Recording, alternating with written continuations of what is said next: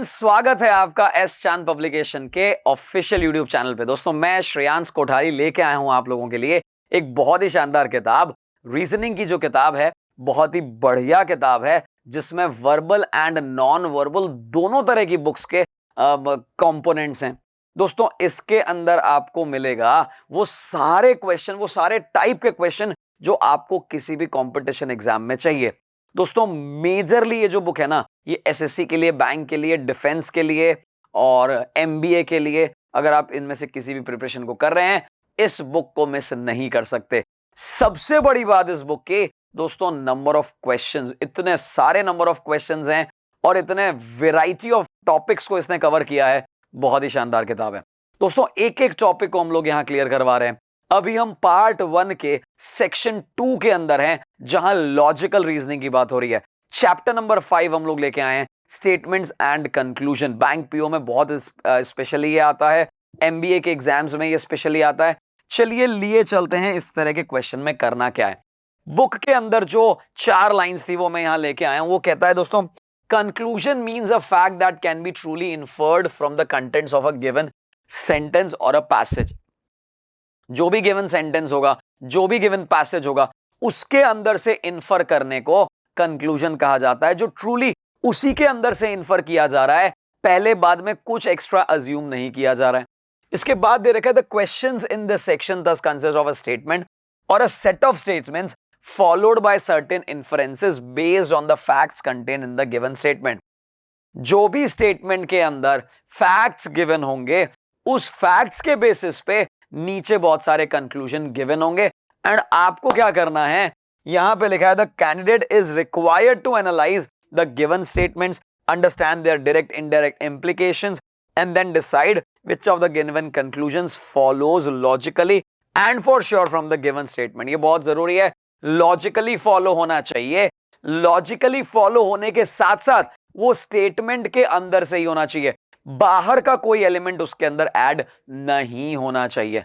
चलिए दोस्तों, लिए चलते हैं कुछ क्वेश्चंस पे, कुछ एक्सरसाइजेस पे और कुछ एग्जाम्पल से शुरू करते हैं। सबसे पहले तो यहां पे जो सबसे पहले एग्जाम्पल आया है वो आपके सामने मैं लेके आया हूं। मैट का क्वेश्चन है दोस्तों, मैनेजमेंट एडमिशन टेस्ट का। चलिए दोस्तों, ये क्या कह रहा है, sealed tenders are invited from competent contractors experience in executing construction job. Construction job को एग्जीक्यूट करने वाले एक्सपीरियंस्ड कॉन्ट्रैक्टर से हम लोगों ने सील्ड टेंडर्स मंगाए हैं। तो पहला कंक्लूजन कह रहा है, tenders are invited only from experienced contractors. Tender जो है इनवाइट किया गया है केवल एक्सपीरियंस्ड कॉन्ट्रैक्टर से। और दूसरा कहता है, it is difficult to find competent tenders in construction job. Construction job में कॉम्पिटेंट टेंडरर्स को ढूंढना बहुत मुश्किल होता है। कॉम्पिटेंट टेंडरर्स, टेंडरर्स वो जो टेंडर भरते हैं, कॉम्पिटेंट वो जो एक्चुअली आपकी सारी स्किल सेट को फुलफिल कर रहे हो। चलिए दोस्तों, इसके सोल्यूशन में क्या दे रखा है, जो बुक ने सोल्यूशन दिया है उसको अच्छे से पढ़ते हैं। दोस्तों, यहां पे दे रखा है, according to the statement tenders are invited from contractors experienced in executing construction. वो क्लियर लिखा हुआ है कि भैया जिसने कंस्ट्रक्शन जॉब में एक्सपीरियंस लिया है, केवल उन्हीं से कॉन्ट्रैक्ट मंगाए जा रहे हैं। तो कंक्लूजन 1 तो फॉलो करता ही है। The availability of competent tenderers in construction is not mentioned. भैया वो मेंशन नहीं किया गया, हम तो मंगवा रहे हैं, हम तो ये सोच रहे हैं कि वो रहा होगा। सो हम अभी ये नहीं कह सकते या उस स्टेटमेंट से कंक्लूड नहीं कर सकते कि वो अवेलेबल है या नहीं है। क्या ये बात समझ आ रही है? तो उसके बारे में कुछ कहा नहीं जा सकता। So only 1 follows. चलिए आगे बढ़ते हैं दोस्तों, अगले क्वेश्चन की तरफ, अगले एग्जाम्पल की तरफ। अगला एग्जाम्पल क्या कह रहा है वो देखिएगा। अगला एग्जाम्पल कह रहा है, morning walks are good for health. भैया जो मॉर्निंग वॉक है, जो ये सुबह सुबह हम लोग चल लेते हैं, ये स्वास्थ्य के लिए अच्छे हैं। पहला कंक्लूजन कह रहा है, all healthy people go for morning walk. सभी स्वस्थ लोग जो है मॉर्निंग वॉक के लिए जाते हैं। और दूसरा कह रहा है, इवनिंग वॉक्स आर हार्मफुल। जो शाम को वॉक करोगे तो हार्मफुल हो जाएगी। दोस्तों, ऐसे तो मुझे तो क्लियर नजर आ रहा है कि दोनों ही गलत हैं। हमने कहा है जो मॉर्निंग वॉक करेगा वो स्वस्थ रहेगा। ये कहा कि सारे स्वस्थ व्यक्ति मॉर्निंग वॉक करते हैं, उल्टी बात तो नहीं कर सकते। और मॉर्निंग वॉक अच्छी है इसका मतलब थोड़ी कि शाम की वॉक खराब है। ये मेरे आंसर है। चेक करते हैं इसके बुक ने क्या दे रखे हैं दोस्तों, ये भी मैथ का क्वेश्चन है। बुक कहती है, वो भी देख लो, ये कहती है the statement mentions that morning walk improves health. ये कह रही है कि भैया मॉर्निंग वॉक अगर करोगे तो आपकी हेल्थ इंप्रूव होगी। This does not mention that all healthy people go for morning walk. ये इससे थोड़ी पता चलता है कि भैया सारे हेल्दी लोग मॉर्निंग वॉक को निकल पड़े हैं। So first does not follow, एक की तो बात ही नहीं हो रही। Nothing is mentioned about evening walks in the statement. Statement में इवनिंग वॉक के बारे में कुछ का ही नहीं है। जब कुछ का ही नहीं है तो फिर आप इन्फर कैसे करोगे, कंक्लूजन कैसे निकालोगे? दोनों के बारे में कुछ नहीं कह सकते, दोनों ही गलत हैं। Answer is D for Delhi. चलिए आगे लिए चलता हूं दोस्तों, अब आ जाते हैं सीधे एक्सरसाइज पे। बेसिक्स मैंने आपके साथ शेयर किए, कॉन्सेप्ट आपको समझाया, उसके बाद 2 एग्जाम्पल्स हमने करे और अब हम क्वेश्चंस करने वाले हैं। दोस्तों एक एक चीज को बहुत ध्यान से देखिएगा, हर क्वेश्चन को आराम से समझिएगा, अप्रोच समझिएगा कि कैसे क्वेश्चन तक हमें अटेम्प्ट करना है, अप्रोच करना है। चलिए लिए चलता हूं आपको सबसे पहले स्टेटमेंट पे। Double your money in 5 months N advertisement. एक एडवर्टीजमेंट ये कहता है कि अपने पैसे को डबल कर लीजिए, दुगना कर लीजिए। पहला कंक्लूजन कह रहा है the assurance is not genuine. ये अश्योरेंस जेन्युइन नहीं है। दोस्तों जेन्युइनिटी की बात करी किसने? आप ये कैसे कह सकते हो जेन्युइन नहीं है? आपको कंक्लूजन निकालना है, अपना मन क्या कह रहा है वो थोड़ी कहना है भाई मुझे लगता है ये जेन्युइन। अरे आपको किसने कहा, पूछा किसने आपको? मुझे तो ये बताओ इस स्टेटमेंट का कंक्लूजन हो सकता है क्या? दूसरा कह रहा है people want their money to grow. लोग चाहते हैं कि पैसा बढ़े। बिल्कुल साहब, लोग तो चाहते हैं। अच्छा अब अपने को कैसे पता चला, अपन ने कैसे कंक्लूड किया? वो यही तो कह रहा है कि भैया पैसा जो है 5 महीने में डबल कर दो, यानी लोग तो यही चाहते हैं। यानी सेकंड वाला कंक्लूजन जो है बिल्कुल सही है, पहले वाले में कुछ नहीं कहा जा सकता। चलिए आगे देखते हैं दोस्तों अगले क्वेश्चन की तरफ। क्वेश्चन नंबर 2 है, एक्सरसाइज 5A है। क्या कह रहा है देखिए, only good singers are invited in the conference. केवल अच्छे सिंगर्स यानी गायकों को बुलाया गया है इस कॉन्फ्रेंस के अंदर। No one without sweet voice is good singer.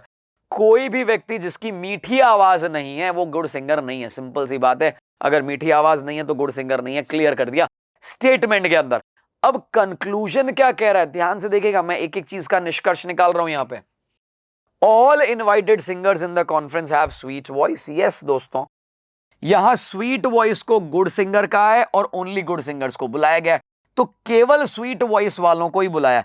All invited singers, जो भी सारे इनवाइटेड सिंगर्स हैं कॉन्फ्रेंस में, वो स्वीट वॉइस वाले ही होंगे, दूसरा तो कोई होगा नहीं। क्योंकि अगर स्वीट वॉइस नहीं है तो फिर गुड सिंगर नहीं है, और गुड सिंगर नहीं है तो फिर वो बुलाया नहीं गया है। Two singers who do not have sweet voice are not invited in the conference. वो सिंगर्स जिनकी स्वीट वॉइस नहीं है उनको इनवाइट नहीं किया। स्ट्रेट फॉरवर्ड यस, यही तो हम कह रहे हैं मेरे भाई, जिनकी स्वीट वॉइस है वो सारे गुड सिंगर्स हैं। क्या लिखा हुआ है? No one without sweet voice is a good singer. जिसकी स्वीट वॉइस है ही नहीं वो गुड सिंगर है ही नहीं। क्लियर हो गई बात समझ में आपको? अगला क्वेश्चन लिए चलता हूं दोस्तों। मैथ में आ चुका है, एमबीए में आ चुका है। क्वेश्चन नंबर 10 है हमारे एक्सरसाइज का। हमें देखना है इसकी क्या कंक्लूजन होंगी। Until our country achieves economic equality, जब तक कि हमारे देश को इकोनॉमिक इक्वालिटी नहीं मिलती है, पॉलिटिकल फ्रीडम नहीं मिलती है, प्रजातंत्र यानी डेमोक्रेसी जो है वुड बी मीनिंगलेस। उसका कोई मीनिंग ही नहीं है। आप किस मतलब पर आप उसे प्रजातंत्र कह रहे हो? क्या ये बात समझ आ रही है? सो हम कह रहे हैं कि जब तक हमें इकोनॉमिक इक्वालिटी नहीं मिलती है, पॉलिटिकल फ्रीडम और डेमोक्रेसी की कोई बात ना करे, काय का कोई मतलब ही नहीं है। तो यहां पे कंक्लूजन देखिएगा, political freedom and democracy go in hand in hand. देखिए दोस्तों ये कह रहा है, ध्यान से सुनिएगा, ध्यान से। हम ये कह रहे हैं कि जब तक हमारा राष्ट्र, हमारा देश इकोनॉमिक इक्वालिटी, इकोनॉमिकली सभी बराबर हैं, ऐसा अगर वो नहीं आता है, पॉलिटिकल फ्रीडम और डेमोक्रेसी की आप बात नहीं कर सकते। बट पॉलिटिकल फ्रीडम और डेमोक्रेसी दो ऐसे पार्ट हैं जिनकी हम बात नहीं कर सकते। ये दोनों एक साथ हैं। ये किसने कहा? पहले का कनेक्शन इन दोनों से है, इन दोनों का आपस में कनेक्शन है, ऐसा नहीं कह रखा है। सो फर्स्ट वाला तो नॉट फॉलोज हो जाएगा।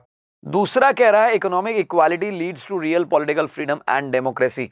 अगर इकोनॉमिक इक्वालिटी होगी वही रियल पॉलिटिकल फ्रीडम और डेमोक्रेसी लेके आएगी। यस भैया, ये स्टेटमेंट यही बात तो कह रहा है। अगर आप इकोनॉमिक इक्वालिटी लेके आओगे तो पॉलिटिकल फ्रीडम और डेमोक्रेसी की बात की जाएगी। यानी सेकंड वाला कंक्लूजन बिल्कुल सही है, फर्स्ट वाला बेकार है, हटा दीजिए उसे, रॉन्ग है मेरे भाई। चलते हैं दोस्तों अगले क्वेश्चन की और। 11 नंबर क्वेश्चन आ गया, ध्यान से देखिए क्या कह रहा है।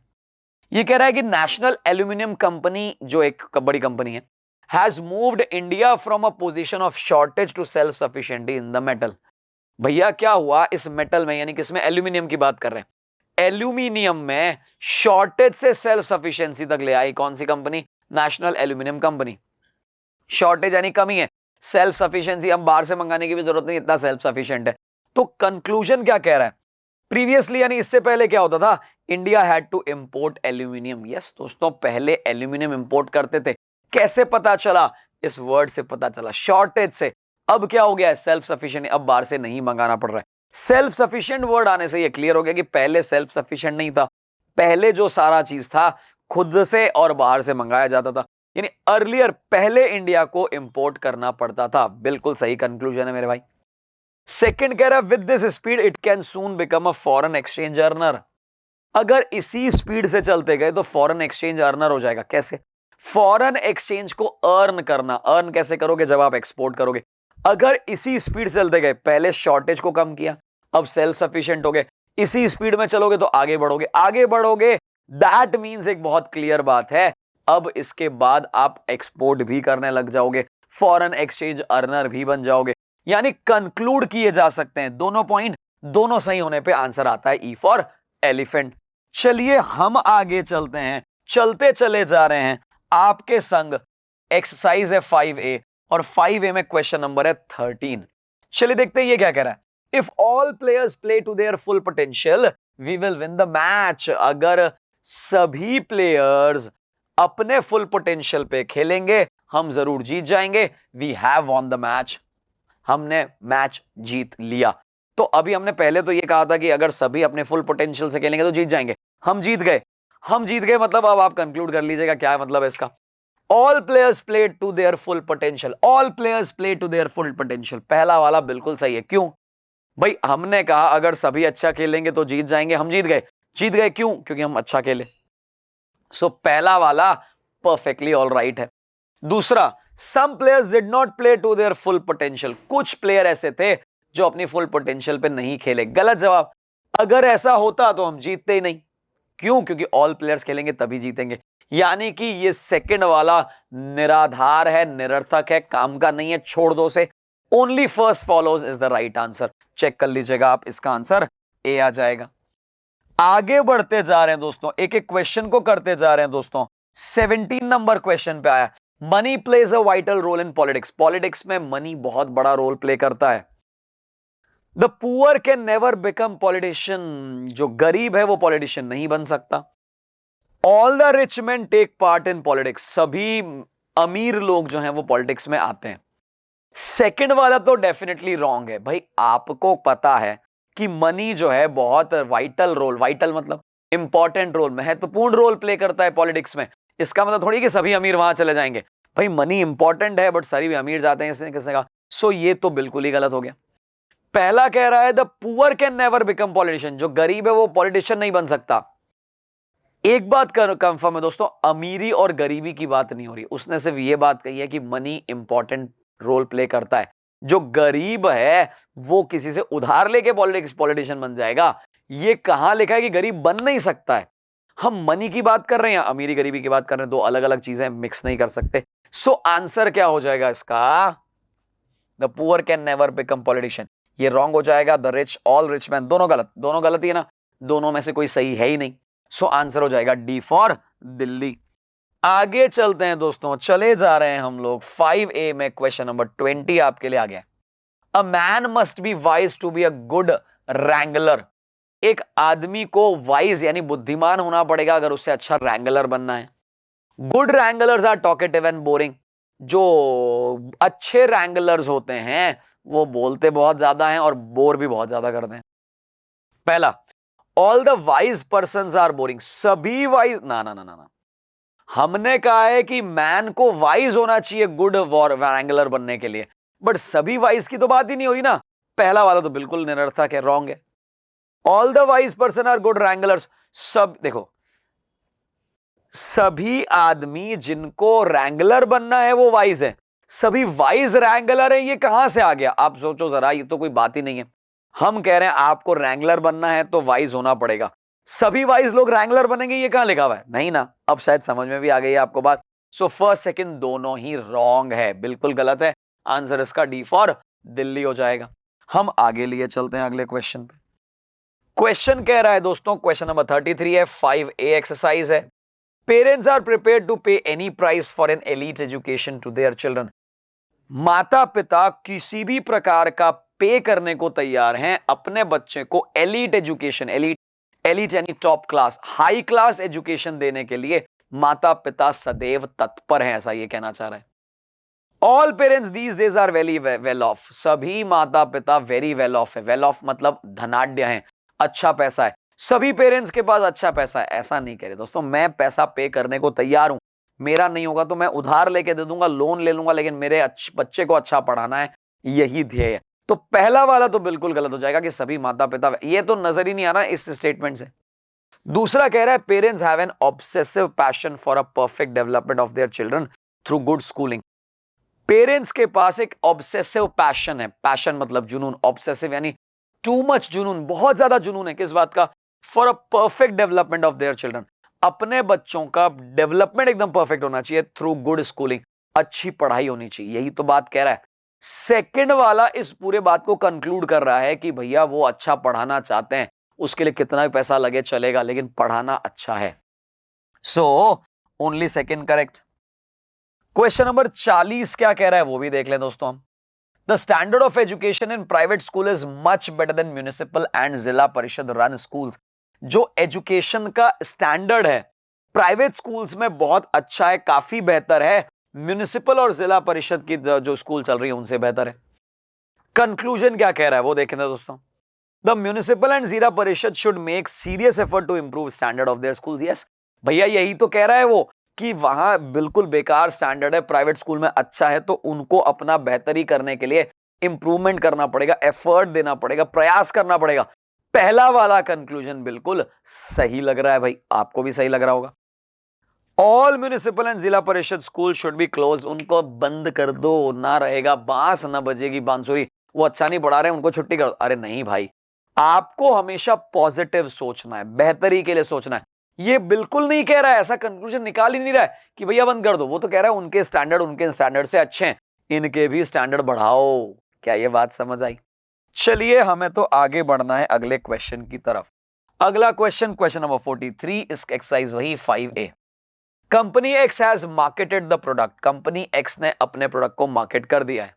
गो अहेड, चलो भैया परचेज इट, खरीद लो, if price and quality are your consideration. कैसा? अगर तुमको प्राइस अच्छी लगती है और अगर तुम्हें क्वालिटी चाहिए, तुम खरीद लो इसे, गो अहेड। आगे चलो, क्या कहना चाह रहा है ये कहने वाला जो है, उसके पीछे का कंक्लूजन क्या है देखिएगा। The product must be good in quality, product quality में अच्छा होना चाहिए। The price of the product must be reasonable, price भी प्रोडक्ट की अच्छी होनी चाहिए। कंक्लूजन यही तो निकाल पा रहे हैं, प्रोडक्ट एक्स का मार्केटिंग हो चुका है, अगर तुम्हें प्राइस अच्छा चाहिए, अगर तुम्हें प्रोडक्ट की क्वालिटी चाहिए तो तुम उसे खरीद लो। दैट मीन्स व्हाट, इसका कंक्लूजन यही निकलता है कि प्रोडक्ट का क्वालिटी भी अच्छा है, प्रोडक्ट का प्राइस भी रीजनेबल है, दोनों ही ओके है, चकाचक है, कोई प्रॉब्लम नहीं है, यानी कि दोनों सही हो जाएंगे। इसका आंसर ई फॉर एलिफेंट हो जाएगा। आगे लिए चलते हैं अगले क्वेश्चन पे दोस्तों। एसएससी में भी कंक्लूजन का क्वेश्चन आया है, अभी हमारी इस एक्सरसाइज का 48 नंबर क्वेश्चन कर रहे हैं हम लोग। A bird in hand is worth two in the bush. आपके हाथ में अगर एक चिड़िया है तो सामने झाड़ पे भले ही दो, उससे बेहतर आपके हाथ की एक है, क्योंकि वो आपके हाथ में है, आपका कंट्रोल उसके ऊपर है। अब देखते हैं इसे कंक्लूजन क्या निकलता है। पहला, we should be content with what we have, जो हमारे पास है उससे सेटिस्फाई रहना चाहिए। वही तो वो कह रहा है कि भैया जो है उससे संतुष्ट रहो, दूसरे के चक्कर में ये भी जाएगी। दूसरा, we should not crave for what is not, हमें उस बात पे क्रेविंग नहीं करनी चाहिए, ज्यादा डिजायर नहीं रखनी चाहिए जो नहीं है। तो ये दोनों ही बातें एक्चुअली इस से निकल के आ रही है। आपको क्रेव करना चाहिए कि नहीं करना चाहिए वो अपना अपना अलग अलग मैटर है। स्टेटमेंट के अनुसार जो कंक्लूजन निकल रहा है दोनों ही सही है, आंसर ई फॉर एलिफेंट हो जाएगा। तो दोस्तों आपको अप्रोच समझ आ रही कि नहीं आ रही वो आप देखिएगा। मैंने एक सिंपल बात कही, स्टेटमेंट को अच्छे से फॉलो करना है बस। चलिए आगे बढ़ते हैं। यहां पे 5A समाप्त हो जाती है, 5B शुरू हो जाती है और 5B में भी इसी प्रकार के क्वेश्चन हैं, कुछ नए टाइप के क्वेश्चंस हैं। सीधा लिए चलते हैं अगली एक्सरसाइज के अगले क्वेश्चंस पे। लिए चलते हैं दोस्तों इस एक्सरसाइज के पहले क्वेश्चन पे। ये क्वेश्चन है दोस्तों पहला ही और एसएससी 2002 में आया हुआ है। इस बार कुछ परिवर्तन है दोस्तों क्वेश्चन के अंदर, ध्यान से देखिएगा। इस बार आपके पास एक क्वेश्चन है, 4 कंक्लूजन है और चारों में से एक ही सही है। तो क्वेश्चन में कुछ परिवर्तन हुआ है, मजा आ जाएगा। All students in my class are bright, Manish is not bright. सभी विद्यार्थी जो मेरे क्लास के हैं वो ब्राइट हैं और मनीष ब्राइट नहीं है। इससे क्या कंक्लूजन निकालते हैं? पहला, some students are not bright, कुछ विद्यार्थी ब्राइट नहीं है, ऐसा तो नहीं कह सकते हम। मनीष मस्ट वर्क हार्ड, अब वर्क हार्ड की बात कहां से आ गई? अभी तो ब्राइट स्टूडेंट की बात हो रही है। Non bright ones are not students, जो नॉन ब्राइट्स हैं वो स्टूडेंट्स नहीं है, वो मेरे स्टूडेंट नहीं है, मेरी क्लास के स्टूडेंट नहीं है, जनरल तो बात कर ही नहीं सकते। Manish is not student of my class. देखिए मेरी क्लास के विद्यार्थी सभी ब्राइट हैं, मनीष ब्राइट नहीं है तो मनीष मेरी क्लास का विद्यार्थी नहीं है। ये सीधा कंक्लूजन आ रहा है, डी बिल्कुल सही हो जाएगा और आपको समझ आएगा कि कुछ नया है आपके लिए। चलिए कुछ और इस टाइप के क्वेश्चन करते हैं। इस बार फिर से वही टाइप है दोस्तों, 4 ऑप्शन दे रखे हैं, एक स्टेटमेंट दे रखा है, चारों में से केवल एक कंक्लूजन राइट है। कौन सा है वो अभी देखते हैं। All guilty politicians were arrested, सभी दोषी पाए गए पॉलिटिशियंस जो हैं उनको अरेस्ट कर दिया गया। Kishan and Chander were among those arrested, Kishan और चंदर भी उन अरेस्टेड में से थे। चलिए दोस्तों, ऑल पॉलिटिशियंस आर गिल्टी, वो ये कह रहा है कि सभी गिल्टी पॉलिटिशियन को अरेस्ट किया, सारे पॉलिटिशियन गिल्टी हैं ऐसा वो नहीं कह रहा है, पहला रॉन्ग है। All arrested people are politician, सभी जितने अरेस्ट किए गए लोग हैं वो सारे पॉलिटिशियन हैं, ऐसा भी हम नहीं कह सकते।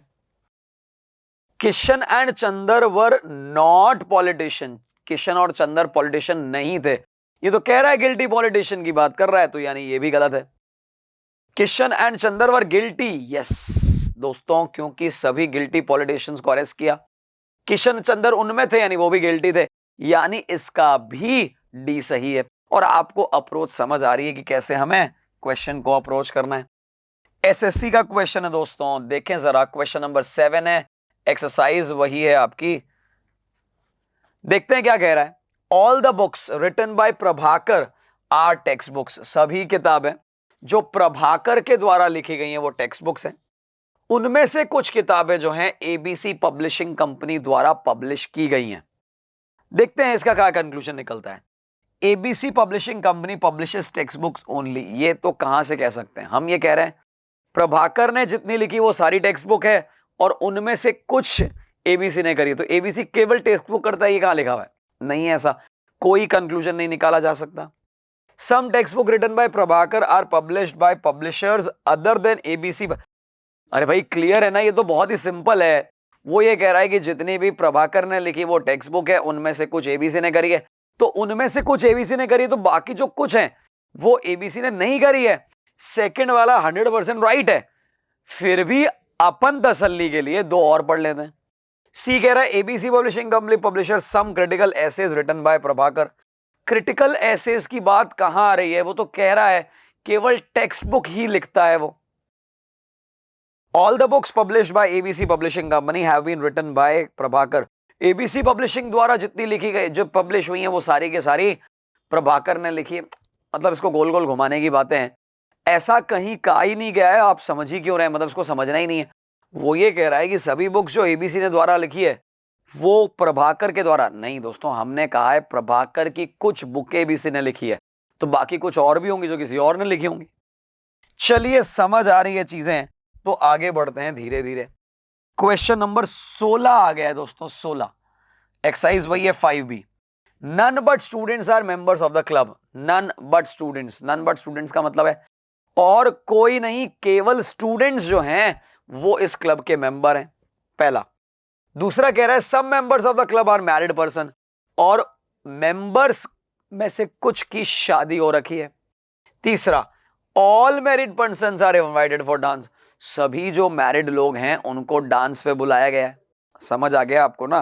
भाई ये कह रहा है कि पहले तो केवल स्टूडेंट्स इस क्लब के मेंबर बन सकते हैं, मेंबर्स में से कुछ हैं जिनकी शादी हो रखी है, और जो उनकी शादी हो रखी है उनको ही बुलाया है। पहला कह रहा है all members of club are married person, उसने कहा है सम मेंबर्स। यार ऑल कैसे हो जाएगा? ये ए तो सीधा सेकंड को रॉन्ग कह रहा है, हो ही नहीं सकता। ऑल स्टूडेंट्स आर इनवाइटेड, सभी स्टूडेंट्स को कहां इनवाइट किया है? सभी स्टूडेंट्स मेंबर हैं, मेंबर्स में से कुछ की शादी हुई है, और सिर्फ शादी वालों को, तो कुछ ही स्टूडेंट की शादी हुई है, सेकंड भी रॉन्ग है।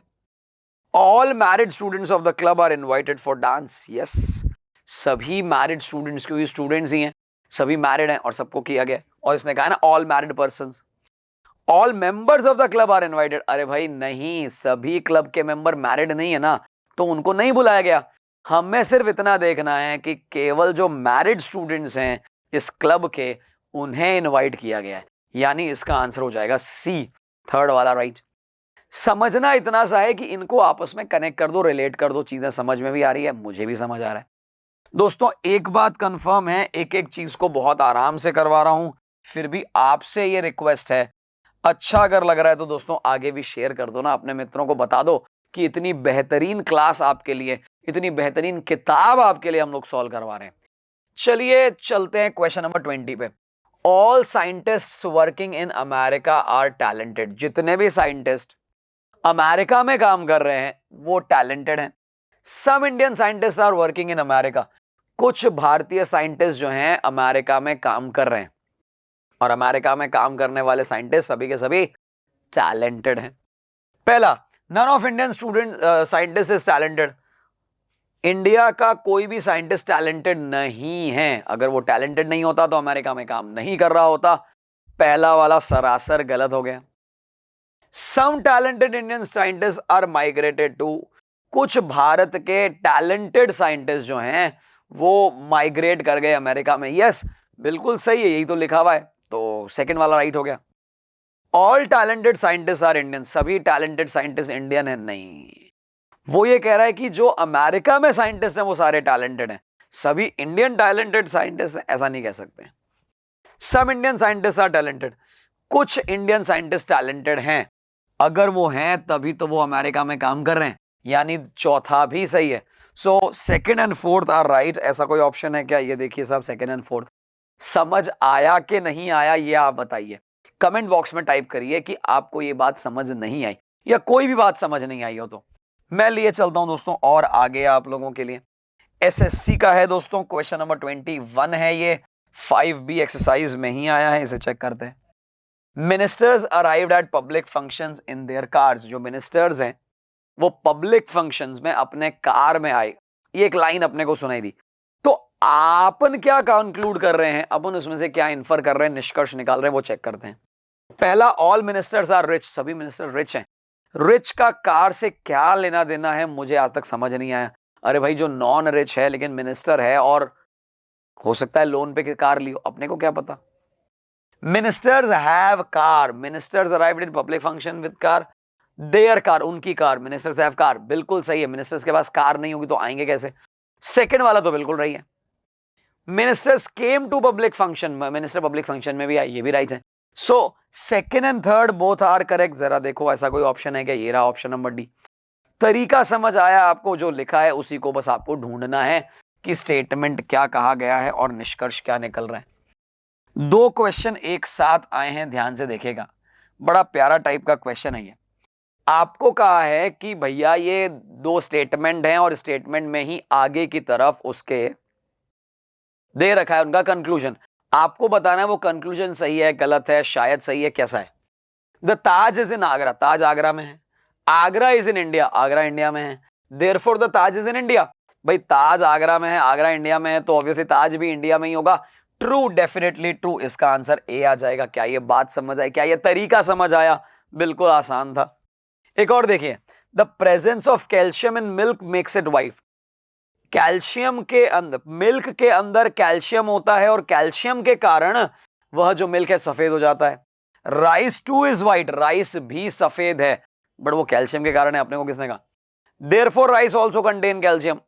ये तो नहीं कह सकते ना भाई उसके सफेद होने का कारण कैल्शियम है, दुनिया में सभी चीजों के सफेद होने का कारण कैल्शियम नहीं है। सो कांट से, फॉल्स भी नहीं कह सकते, अभी कुछ कह नहीं सकते, D for Delhi, can't say कह नहीं सकते ना मेरे भाई। चलिए दोस्तों आगे लिए चलता हूं अगले क्वेश्चन पे। ऐसा ही एक और क्वेश्चन आया है आपके लिए, क्वेश्चन नंबर 31। ध्यान से देखिएगा, कुछ अलग टाइप के क्वेश्चंस हैं ये। People who are bald are generally of intellectual type. जो लोग गंजे होते हैं वो इंटेलेक्चुअल टाइप के होते हैं, कुछ इंटेलिजेंट होते हैं। देयरफॉर अरुण इज इंटेलिजेंट, क्योंकि अरुण बाल्ड है इसलिए अरुण इंटेलिजेंट है। बिल्कुल ट्रू। अरे भाई वो ये कह रहा है कि प्रोबेबली ट्रू, मतलब इसको एकदम ट्रू तो नहीं कह सकते, क्यों, यहां एक वर्ड लिखा हुआ है जनरली। जो लोग भी गंजे होते हैं वो जनरली इंटेलेक्चुअल होते हैं। अरुण गंजा है तो जनरली उसकी संभावना है कि वो इंटेलेक्चुअल होगा, तो एकदम ट्रू नहीं कह सकते, प्रोबेबली ट्रू, शायद सही लग रहा है, सही की तरफ ज्यादा चल रहा है, यानी इसका आंसर क्या हो जाएगा, बी फॉर बॉम्बे हो जाएगा। चलिए और आगे लिए चलते हैं, एक और टाइप का क्वेश्चन, ध्यान से देखेगा। क्वेश्चन में थोड़े थोड़े बदलाव हो रहे हैं और मैंने कोशिश की है हर बदलाव को आपके सामने प्रस्तुत कर लिया जाए। स्टेटमेंट देखिए, तीन तीन स्टेटमेंट हैं, ध्यान रखने पड़ेंगे हमें। Person of modest means try to have a house of their own. जिनके पास मोडेस्ट मीन्स हैं, यानी कि जिनके आमदनी का ठीक ठाक साधन है, वो खुद का घर बनाते हैं। बाइंग और constructing a house is an expensive affair, they try to save money. अब मान लो उनके मोडेस्ट इनकम है, यानी थोड़ी थोड़ी इनकम आ रही है, ठीक ठाक इनकम आ रही है, उनके पास धीरे धीरे पैसा आता है तो वो पैसे को सेव करते हैं।